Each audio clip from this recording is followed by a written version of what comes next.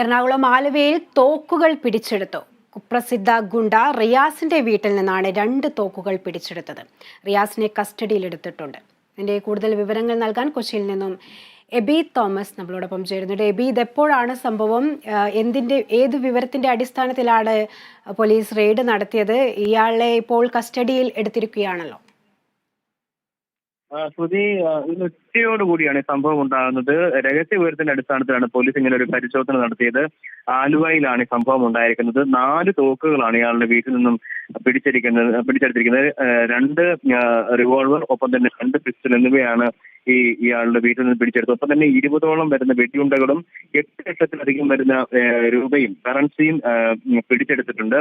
ഇയാൾക്ക് ഗുണ്ടാ സംഘങ്ങളൊക്കെയായി ബന്ധമുണ്ട് എന്നുള്ളൊരു വിവരമാണ് പോലീസ് നൽകുന്നത്. ഒപ്പം തന്നെ ഇയാൾക്കെതിരെ കൊലപാതകം ഉൾപ്പെടെയുള്ള നിരവധിയായിട്ടുള്ള കേസുകളുണ്ട് എന്നും പോലീസ് പറയുന്നുണ്ട്. എന്തായാലും ഇതുമായി ബന്ധപ്പെട്ട് കൂടുതൽ വിശദാംശങ്ങളിലേക്ക് വരേണ്ടതുണ്ട്. ചോദ്യം ചെയ്യൽ പുരോഗമിക്കുകയാണ്.